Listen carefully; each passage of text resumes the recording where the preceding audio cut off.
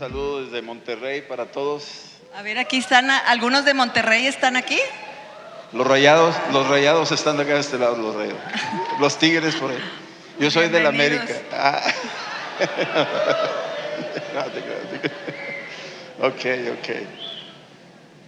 Bueno, gusto saludarlos y es un privilegio para nosotros estar aquí en este tiempo y ser parte de la historia de lo que Dios está haciendo en México y en el mundo también. De veras es un gran privilegio y queremos compartirles algo que trae Adrián en su corazón y yo corrijo la doctrina y lo sigo. Bueno, así es siempre, ¿verdad? Pues Dios nos ha sorprendido en este congreso con cada palabra. Y mira, aunque han pasado los años, Dios sigue hablando a nuestros corazones, seguimos aprendiendo y esto nunca se termina. Nunca digas que ya terminé o que ya me sé todo, porque no lo sabemos. Pero pues con este tema de Venciere, Dios me ha mostrado tantas cosas, porque con estas advertencias que da a las iglesias de Apocalipsis, ¿verdad?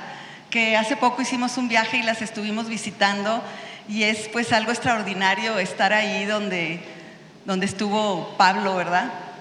Y Dios me mostró con todas estas advertencias que Dios dice: al que venciere le voy a dar esto, le va a pasar lo otro. Son cartas de amor de Dios.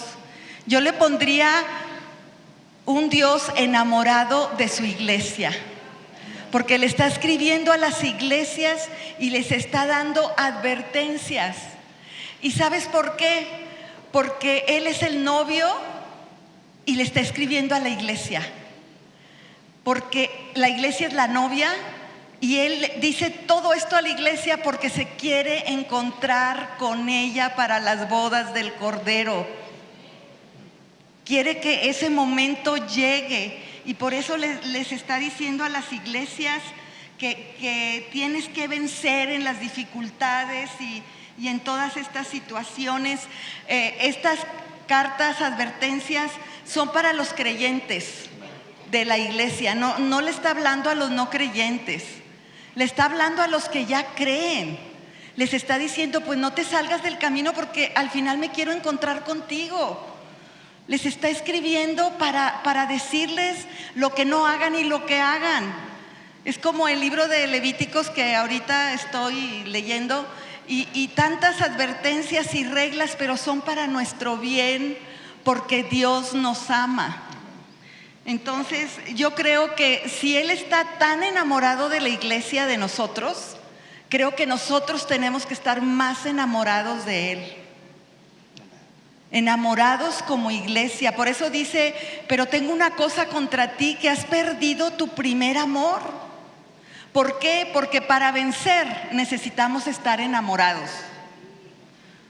Yo cuando éramos novios aguanté mucho tiempo sin ver a mi novio. Yo pensé que mi novio se aguantó mucho tiempo. Aclara. Bueno, más de un año, porque se fue a estudiar a Japón. De ahí viene todo lo de Japón. Pero esas cartas que él me escribía y ese amor que yo sentía, creo que él también, ¿verdad?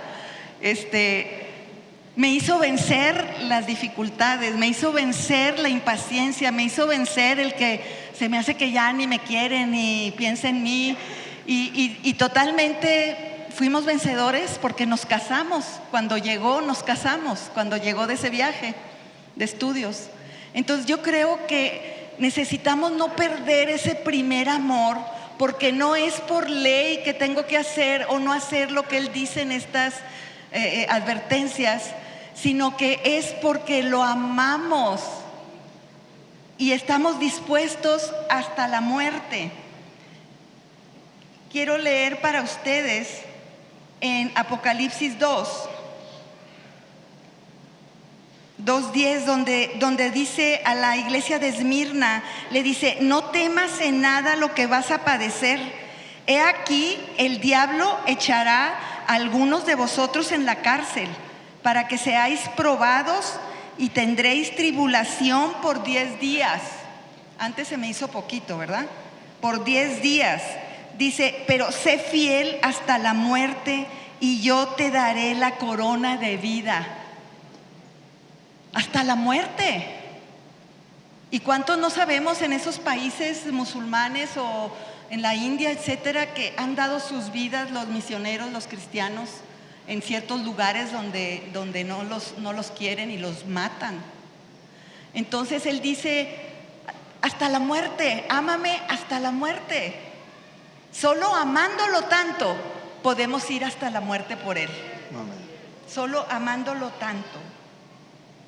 Y cuando Él habla de estas, cuando vencieren, está hablando, cuando vencieres te voy a dar la corona de gloria, cuando vencieres te voy a poner a mi lado, cuando vencieres vas a estar inscrito en el libro de la vida.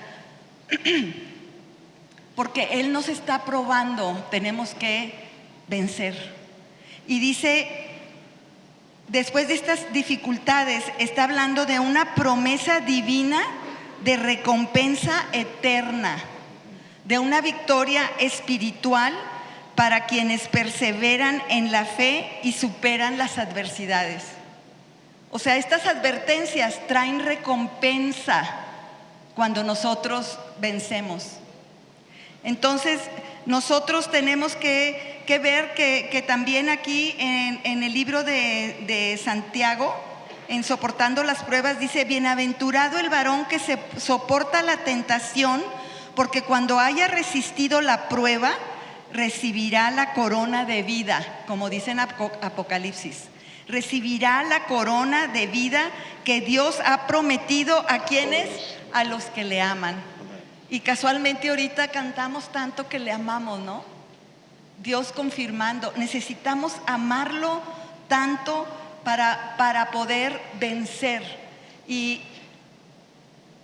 para poder vencer necesitamos estar enamorados, pero necesitamos también vencer en el amor, pero permanecer en la vid verdadera.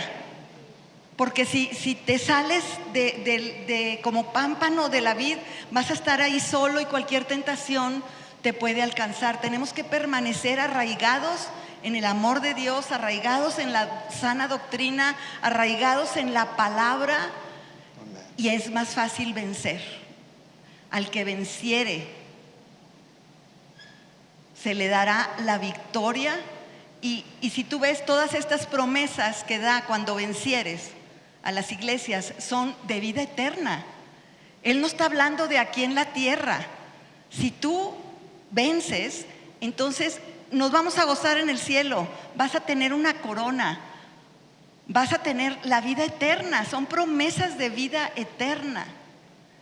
Entonces nosotros tenemos que estar conscientes de que Dios quiere que nosotros estemos enamorados y que estemos permaneciendo en Él. Porque ahorita nos sorprende mucha gente, como dijo Igna, no importa cómo comenzamos, pero cómo terminamos. Y hemos visto gente que ya no está con nosotros en el Evangelio. Inclusive están en otro evangelio. Y otra cosa que podemos vencer es porque Él ya nos ha dado el Espíritu Santo. Imagínate, nos ama tanto que quiere que nos encontremos con Él para las bodas del Cordero, que hasta nos regala el Espíritu Santo para que tengamos el poder y la autoridad de echar fuera los demonios, las tentaciones, para que Él nos guíe, para que ver cosas sobrenaturales. O sea, sí podemos vencer, iglesia.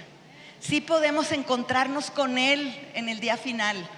Y no importan las tentaciones, los obstáculos, todas las cosas que pasemos, no se comparan en nada con lo que vamos a gozarnos con Él allá arriba. Entonces, solamente quisiera orar por esta palabra.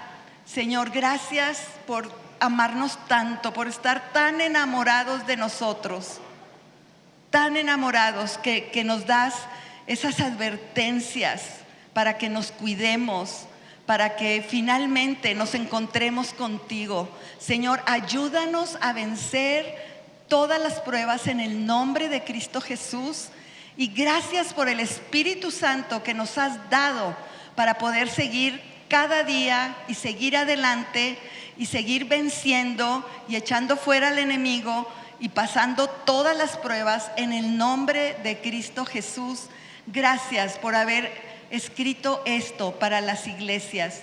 Y ahora le decimos a la iglesia: escucha. El que tenga oídos hoy, que escuche y que haga todo lo que viene aquí, todas estas advertencias, para vernos con Él.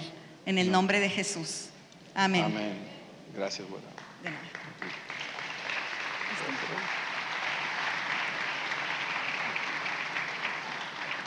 Gracias. Ok. Imagínate oyéndola 50 años. Ya me convertí. No, cumplimos 50 años esta semana que viene, así es que por eso le di chance, no te creas.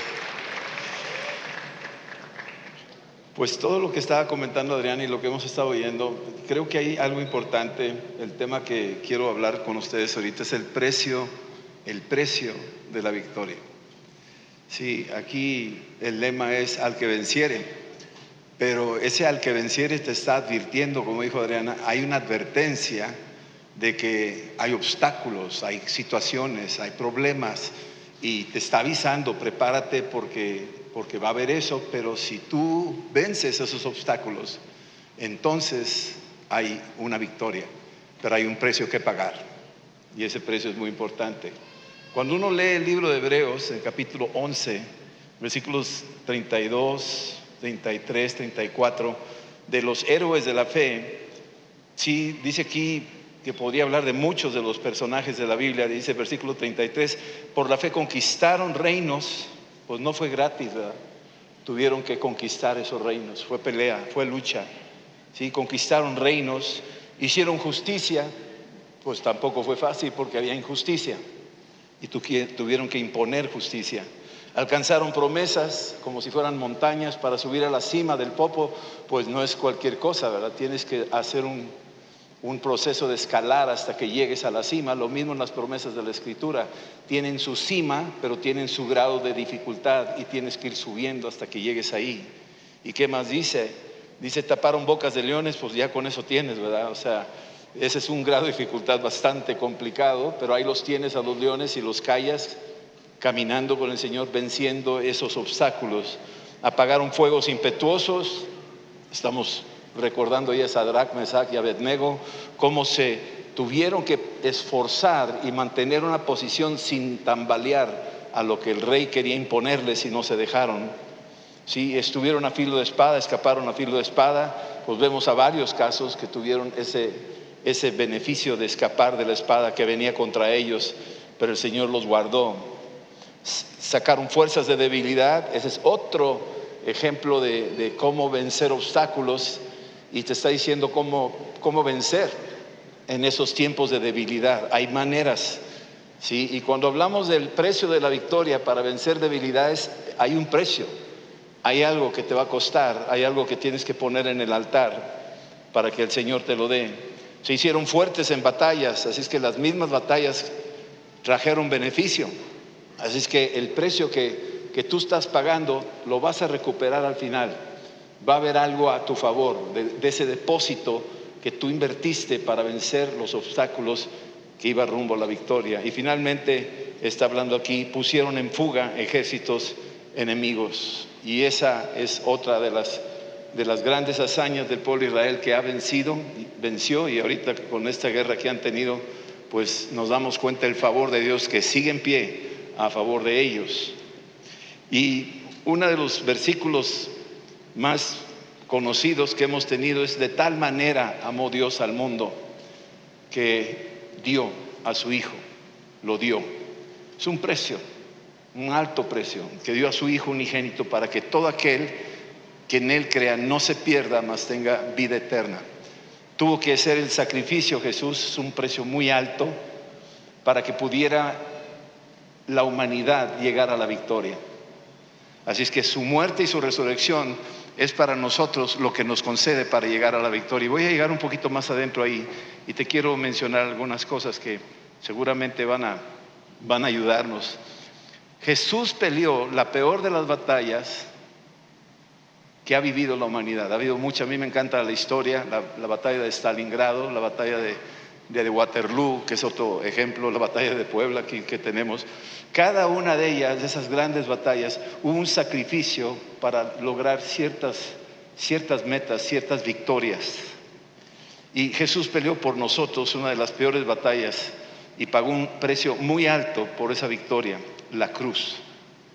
Y aquí es donde al que venciere incluye, para mí lo que yo entiendo es que al que venciere está hablando de la cruz, está hablando de ese lugar, está hablando de un recinto, de una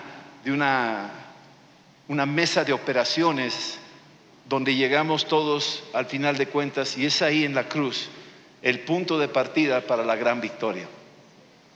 Y dice que venció ahí en la cruz al pecado, venció ahí en la cruz al diablo y venció ahí en la cruz a la muerte.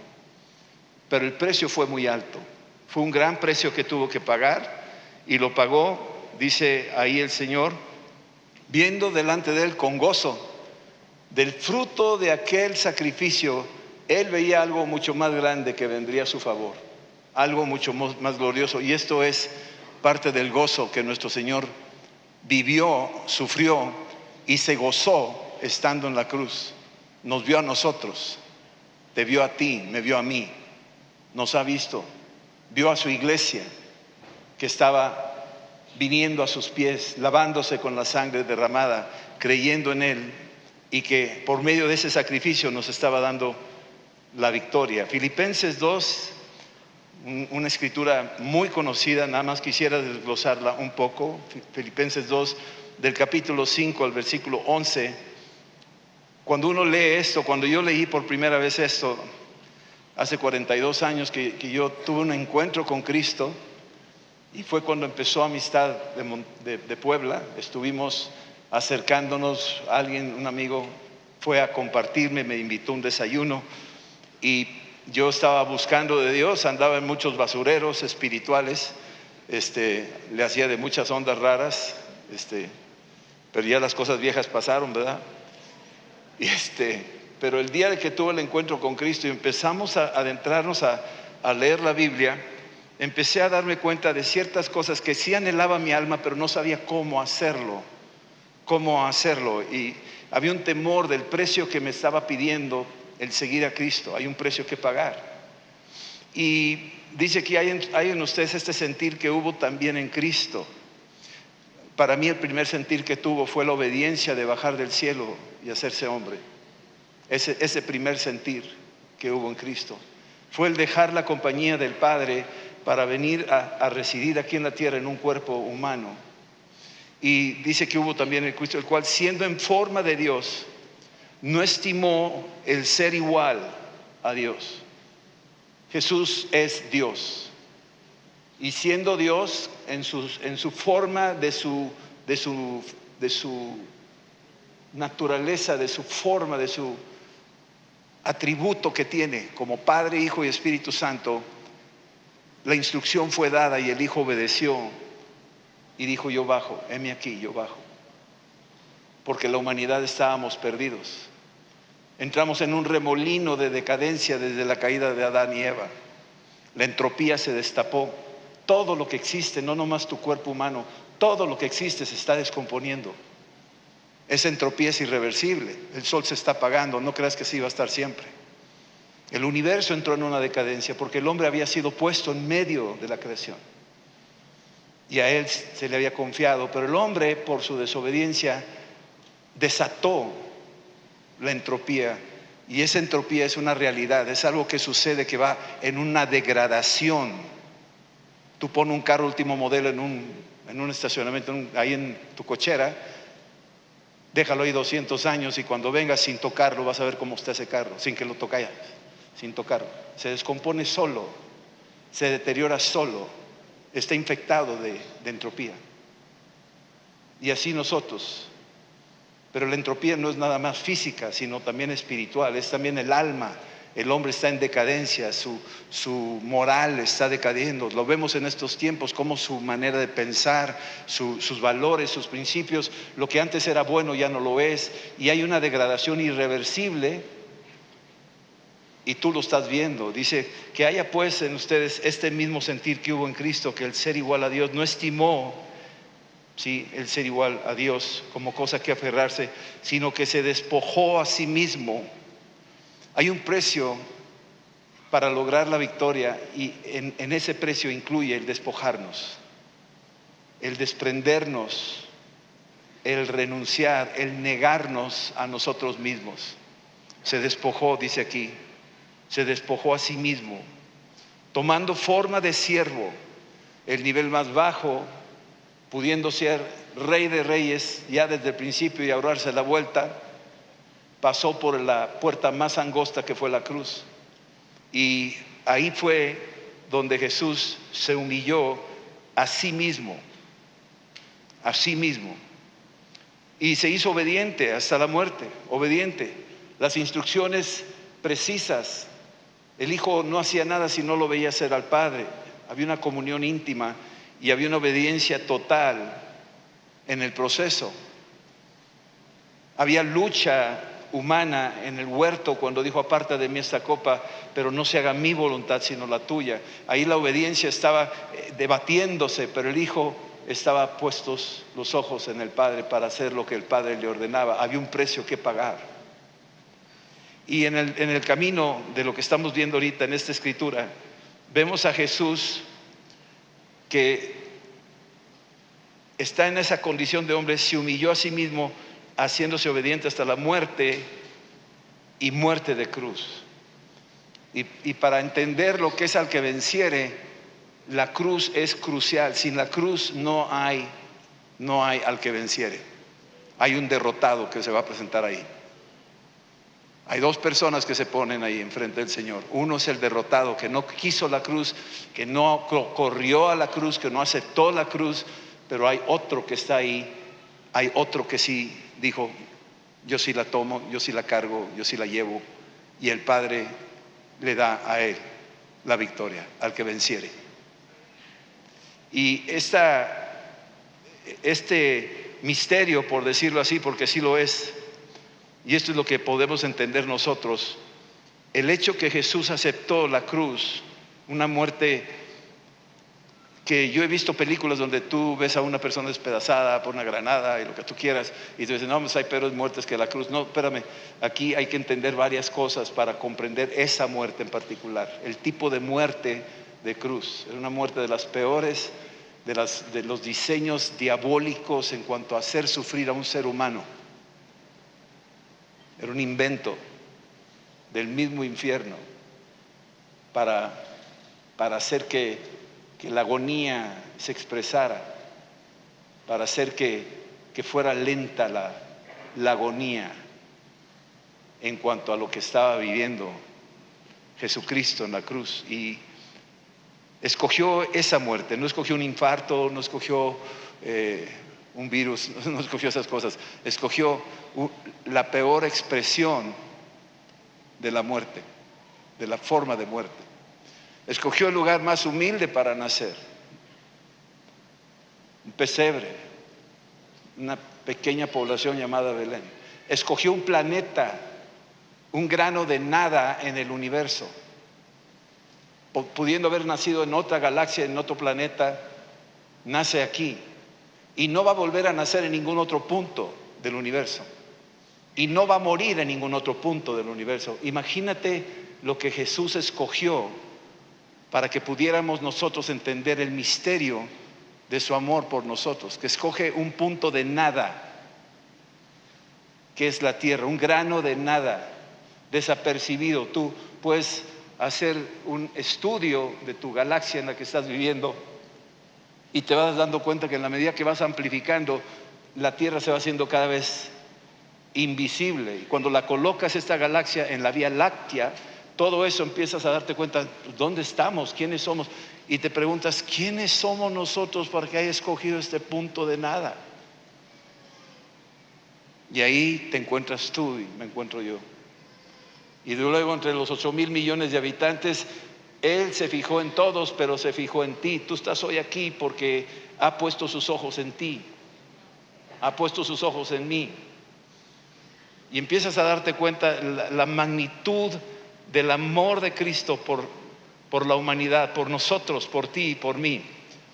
Y dice aquí que Dios, por ese proceso que pasó Jesús, Dios, por esa obediencia que tuvo Jesús, por entregar hasta la última gota de sangre, me impresiona cómo Dios soportó lo que le hicieron a su Hijo y pudo verlo desde los cielos, pudiendo haber intervenido inmediatamente en su rescate.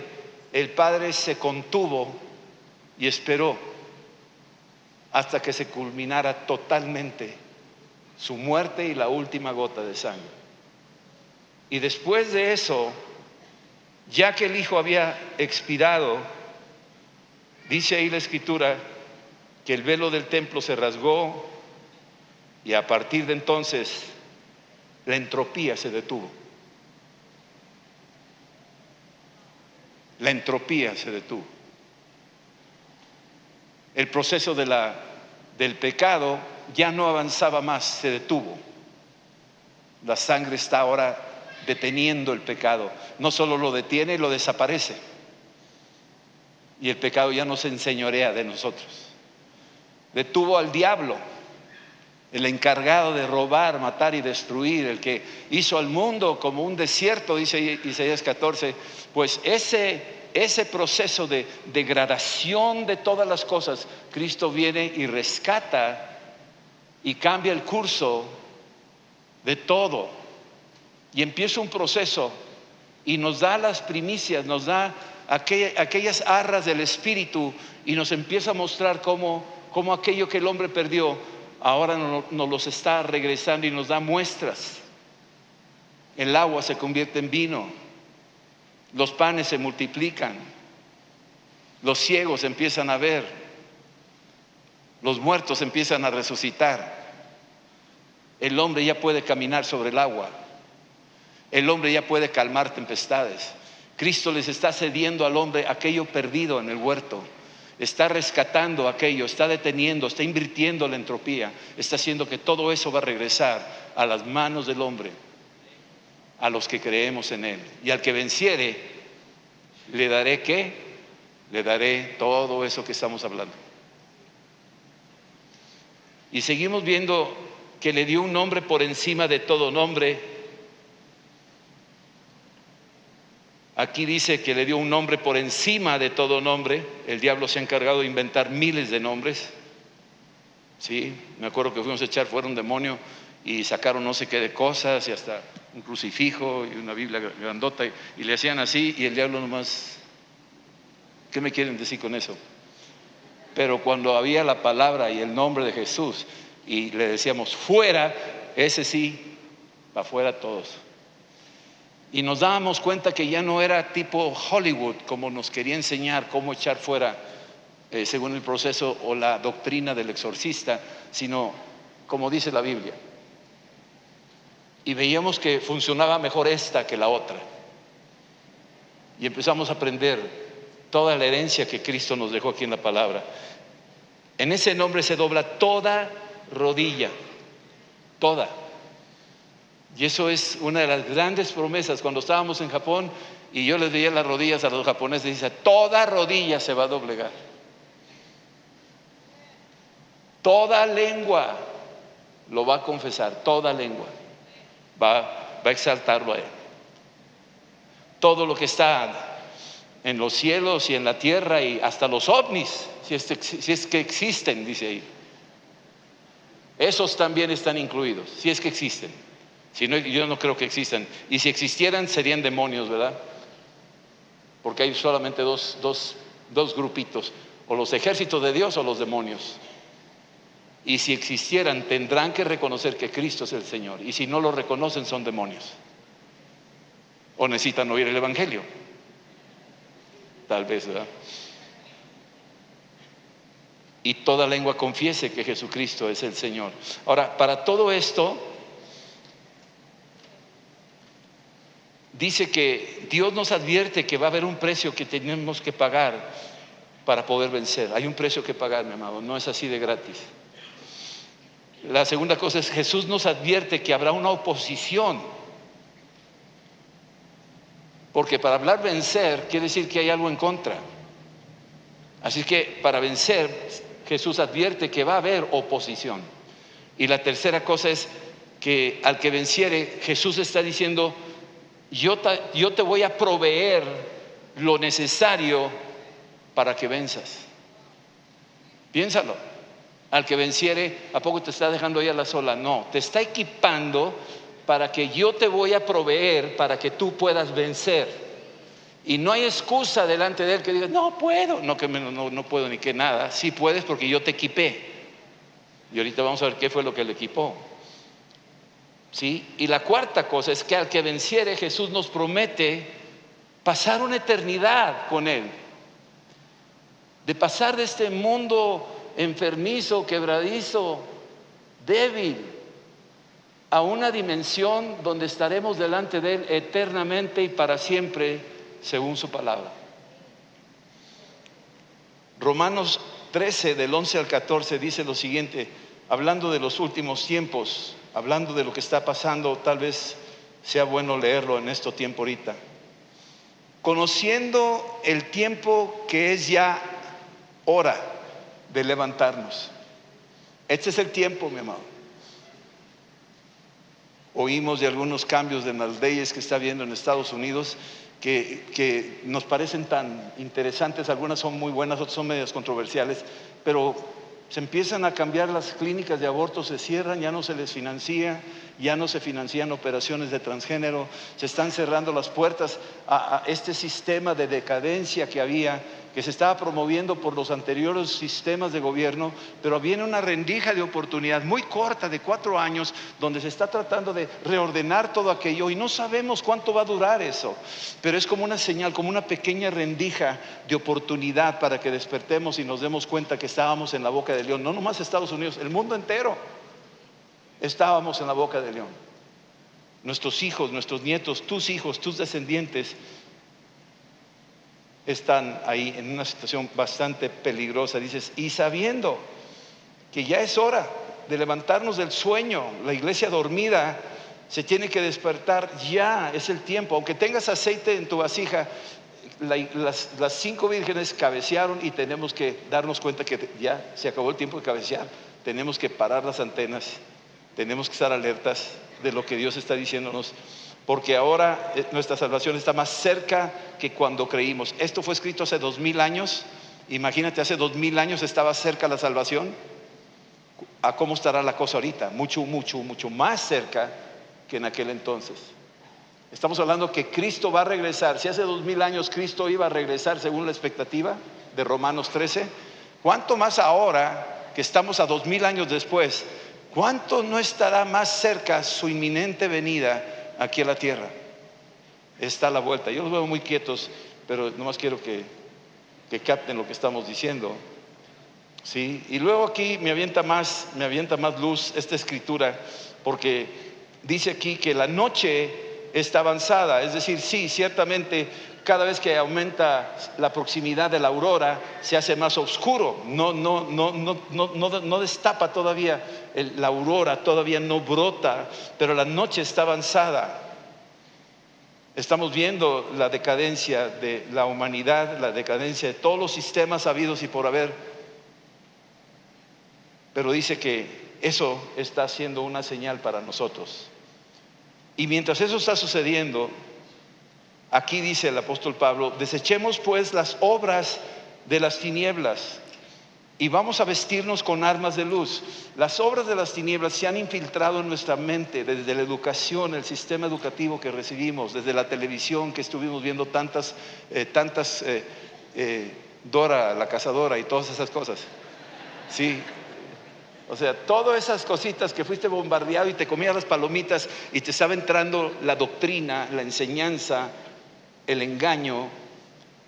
Dice aquí que ahora tenemos que desechar esas obras de las tinieblas y tenemos que vestirnos Ahora, y dice armas de luz. Me gusta cómo lo dice aquí.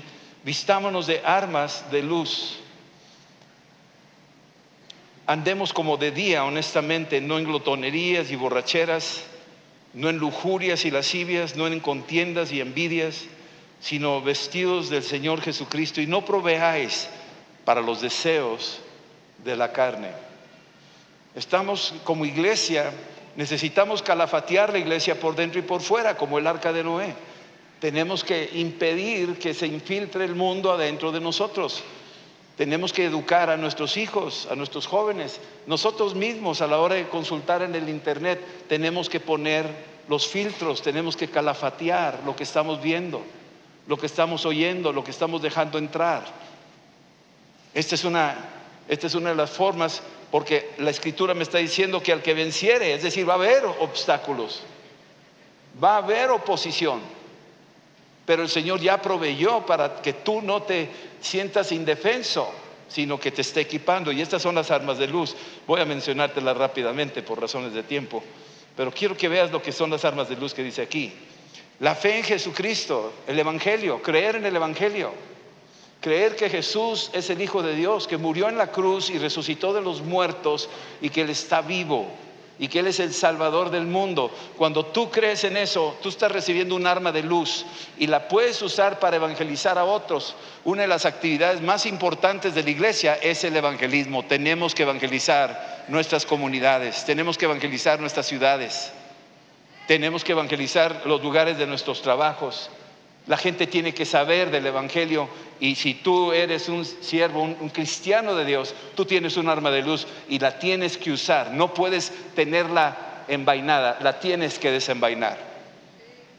No me avergüenzo del Evangelio, porque es poder de Dios para salvación. Otra arma de luz es la sangre de Cristo. Muchos esperan la Eucaristía para recibir la sangre de Cristo. Nosotros, como creyentes cristianos, conforme a la Escritura, creemos en la sangre de Cristo que está hoy aquí, y la creemos por fe. Romanos 3:25 dice que por la fe en su sangre somos justificados. La fe en su sangre. Cuando tú dices: cúbreme con tu sangre, Señor, o lávame con tu sangre, Señor, o borra mis pecados con tu sangre, Señor, la sangre opera activamente porque sigue hablando a favor tuyo. Habla mejor que la de Abel, dice la Escritura. Entonces, la sangre de Cristo es una poderosa arma de luz que puede proteger los dinteles de tu corazón. Y es importante que la reconozcamos, dice aquí la Escritura, que habrá que reconocerla, y ella es la que borra todos nuestros pecados. El nombre de Jesucristo es otra de las armas de luz. Aún no has pedido nada en mi nombre. Pedid en mi nombre y mi Padre los estará escuchando, y Él honrará mi nombre y Él contestará. Es el nombre de Jesús. Esta es otra de tus poderosas armas en la oración, cuando invocas el nombre de Jesús en tus oraciones. Otra arma también es la palabra, ya lo sabemos, es una espada profética. La tenemos que tener. Todas estas son las armas que tenemos para poder alcanzar aquello que dice: al que venciere, yo le estoy proveyendo los recursos para que se pueda defender, para que no quedes en el desamparo. Descubre estas armas, utilízalas. Por eso leemos la Escritura ahorita, porque la Escritura está nutriendo tu espíritu, pero a la vez te está dando pan de vida, y además te está armando de una espada espiritual para que tú te defiendas cuando salgas por esa puerta, porque allá afuera te está esperando el adversario, que no quiere que tú venzas. ¿Sí? Y puedo hablar de muchas más. Los dones del Espíritu Santo son otros tantos, ahí tenemos bastante de qué hablar. Y esos dones del Espíritu Santo están al orden del día. Muchos de nosotros no los ejercemos, no los recibimos, no les creemos, decimos: no, aún todavía no me tocó eso a mí, no me llega a mí, como que te sientes excluido. Pero quiero decirte, Jesús tuvo los 9 dones operando en Él, según 1 Corintios 14. Los 9 operaron en Él, los que vienen en 1 Corintios 12, los 9. ¿Nunca oró en lenguas? Sí, oró en lenguas. Él habló en lenguas también. Él decía éfata, talita cumi, varias veces en diferentes idiomas. Es decir, yo sí lo interpreto. Y también gimió, dice ahí Marcos 7. O sea, Jesús también gimió, y los gemidos indecibles son parte de la expresión del Espíritu Santo. Todos esos dones operaron en Él, pero ahora se nos han dado todos a nosotros, no como dones, pero como manifestaciones. Y algunos tendrán los dones en su máxima expresión, pero todos tenemos acceso a todos los recursos del Espíritu Santo. Son tuyos, son míos, son para la gloria del Señor y para expandir su reino, para que tú llegues al final con el alto precio que vas a pagar a la victoria. Amén. Y luego, ¿qué sigue? Más adelante.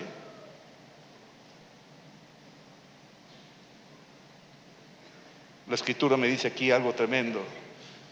También te proveyó la armadura espiritual. Una armadura espiritual. Efesios 6:12 dice que desde el 10 hasta el 17 nos dio armadura espiritual. Tenemos una armadura espiritual. Tal vez tú no la veas. Yo lo he visto varias veces.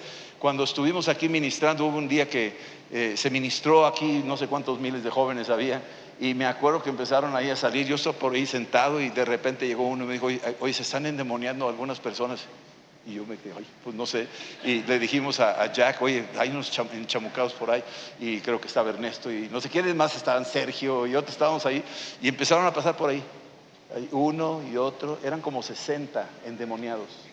Había gente allá atrás como toros, le hacían así. Así, man. Y otros como leones se ponían, hacían así. Y era una locura el salón este. Cayó el Espíritu Santo y los enchamucados así. Ojalá no caiga ahorita, porque imagínate cómo se va. Hay alguien sentado en tu silla, man. Pero fue tremendo. Y un momento donde creo que estaba Jorge Lozano, no me acuerdo. ¿Quién? Era Carlos el que estaba predicando, sí, pero había otro por ahí. Bueno, pasó que estaba un joven ahí enchamucado y de repente se para y se lanza y dice: suéltalo, y se levanta y había como un muro de cristal invisible, así, ¡pum!, se pegó y cayó. Y todos, wow, lo que Dios nos ha concedido, lo que el Señor nos ha provisto, y nosotros no lo sabemos o no lo sabíamos. Son cosas increíbles, pero Dios también, aparte de las armas de luz, te ha dado una armadura espiritual que la tienes a tu favor, y algunos la tienen guardada en el ropero y tienen un escudo de fe del tamaño de una corcholata Coca-Cola y te reprendo. Imagínate, para apagar todos los dardos encendidos. Imagínate, te tiran 20 dardos y andas ahí pues nunca vas a hacer nada, mano, te va a pegar duro. Pero el escudo de la fe crece con el oír la palabra de Dios. La fe crece cuando oras en lenguas. La fe crece cuando meditas en la palabra.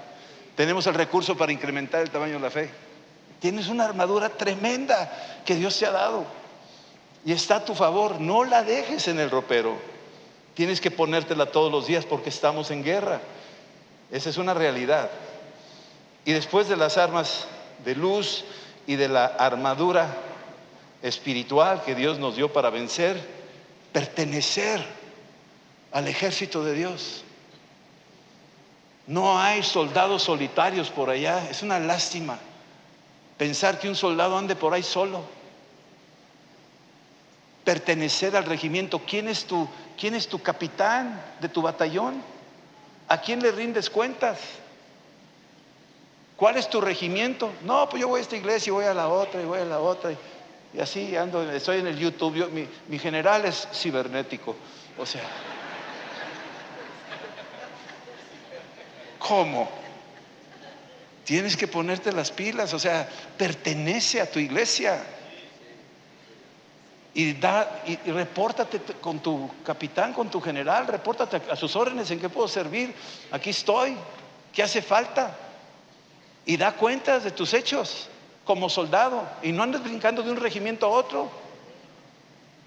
Necesitamos entender que pertenecer es parte del recurso que Dios nos dio, y el congregarnos es parte del recurso que Dios nos dio para llegar a aquel día y el Señor dice: venciste porque perteneciste al cuerpo de Cristo, porque te congregaste.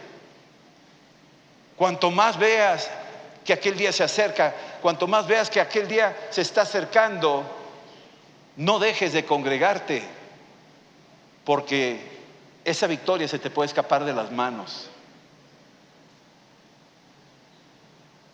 Hay que entender estos recursos que Dios nos ha dejado a todos nosotros. Y finalmente voy a mencionar esto. En todo ejército a veces hay heridos.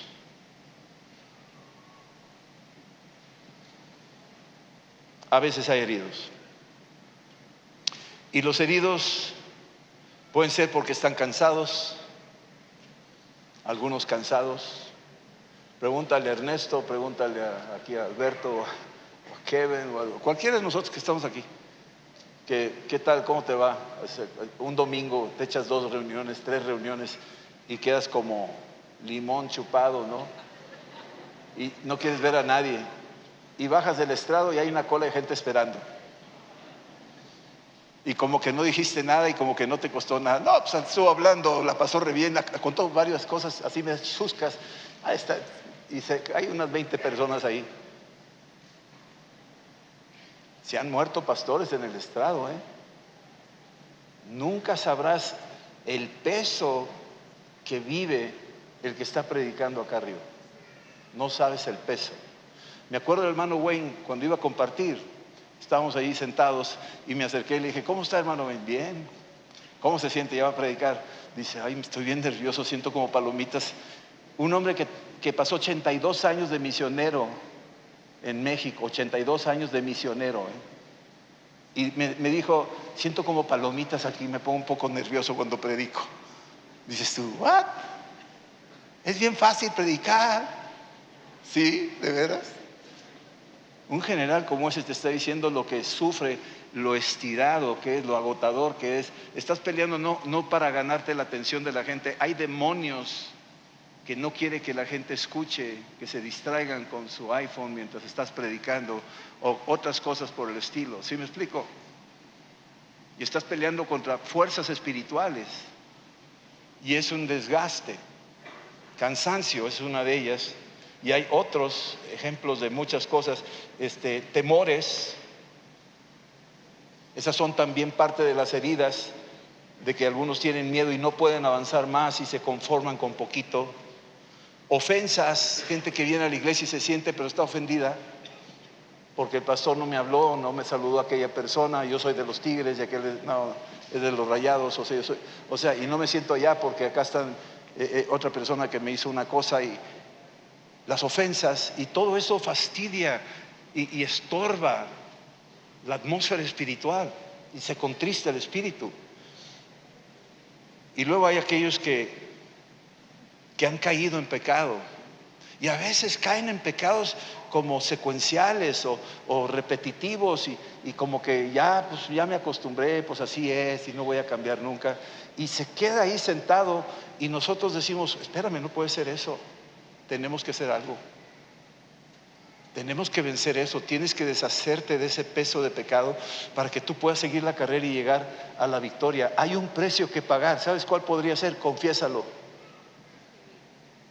Pasa por la vergüenza, pasa por la pena de confesar tu pecado.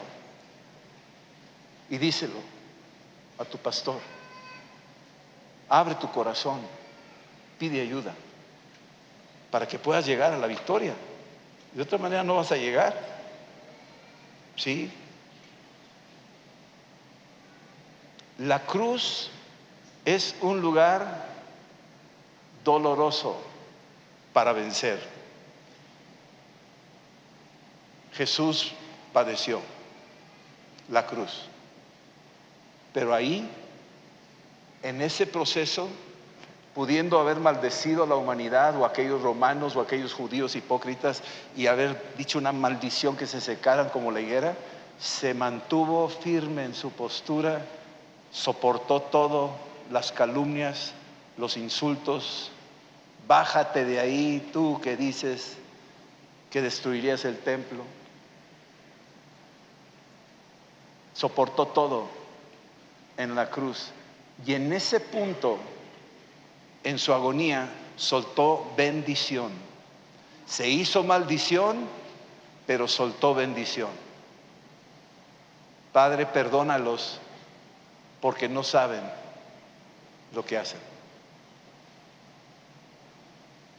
Y todo ese proceso de obstáculos los brincó todos.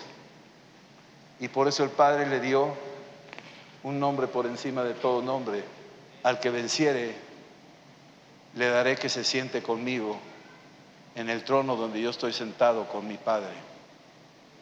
Y esa promesa sigue en pie para nosotros.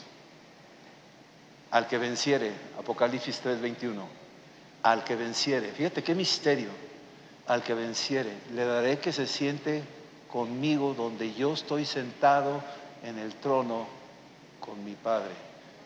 ¿Cómo se va a sentar una persona arriba de otra? ¿Nunca te has preguntado ese misterio? Analiza el versículo y te vas a dar cuenta, ¿cómo es que uno se sienta arriba del otro? ¿O será un asiento triple donde cae uno por acá? ¿O será un solo trono donde tres están sentados en el mismo lugar? El Padre, el Hijo y el Espíritu Santo. Y los tres son uno. Y te dice a ti, si tú vences, te daré que te sientes conmigo donde yo estoy sentado. Tú perteneces al cuerpo de Cristo. Esto es demasiado, mi amado. Se nos vuela la cabeza si pensamos así. Pero entiéndelo.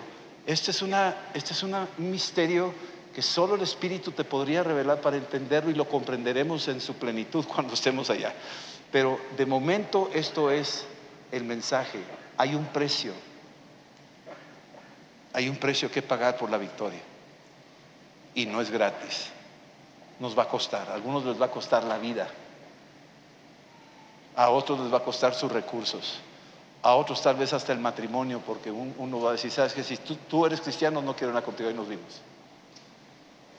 A otros les va a tocar cárcel, la persecución por la fe. A otros les puede costar el trabajo, porque tú no transas como los otros transan. Hay un precio por la victoria. Pero si sabes pagarlo y estás dispuesto, entonces al llegar al trono el Señor dice, has vencido.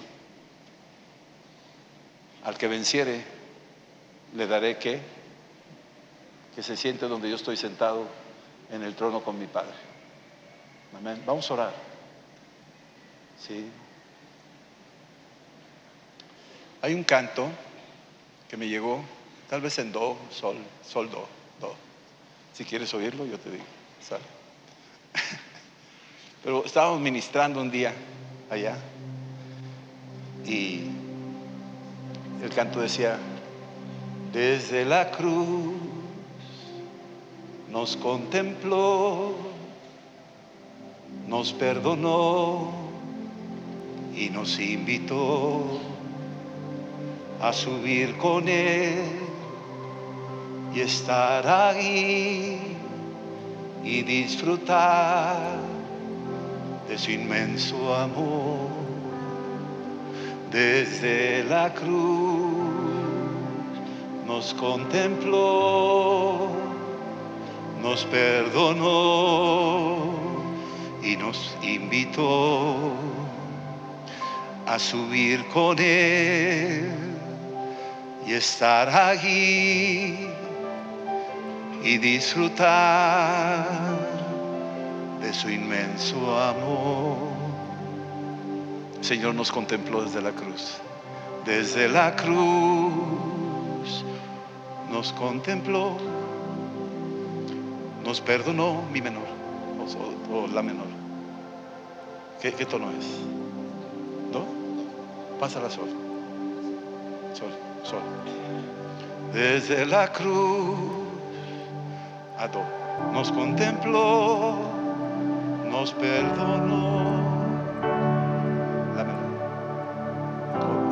y nos invitó a subir con Él y estar aquí y disfrutar de su inmenso amor.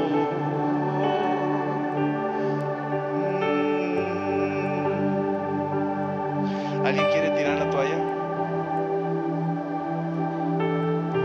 ¿Alguien quiere tirar la toalla? Ahí te voy a platicar algo que me reveló el Señor. Llegó una persona y dijo, ya quiero tirar la toalla. Le dije, ¿qué eres tú, el manager o el boxeador? Dijo, no, pues yo soy el boxeador, me están dando duro. Ah, no, el boxeador no puede tirar la toalla, es el manager. El manager es el que dice, ya no le pegues. ¿Sí estamos entendiendo? Pero a veces el manager dice, dale duro, párese como hombre, dele duro, defiéndase como hombre. ¿Sí me entiendes eso? Y el manager se queda con la toalla y dice, no te la voy a aventar hasta que te levantes.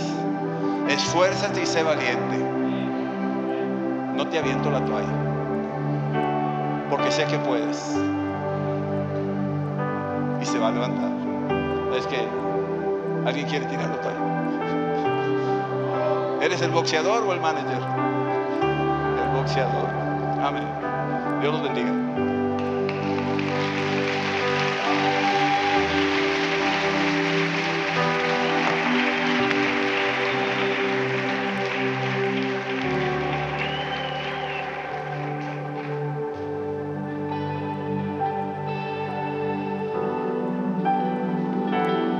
¿Por qué no volteas con el que está a tu lado y profetizas sobre su vida y le dices, vas a vencer, vas a vencer, vas a llegar hasta el final, vas a terminar la carrera? No solo lo animes, profetízale el futuro glorioso sobre su vida. Vas a vencer. Yo pregunto, ¿quién es el que venciere? Y volteo a ver a esta iglesia gloriosa que el Señor va a levantar. Amén. Amén.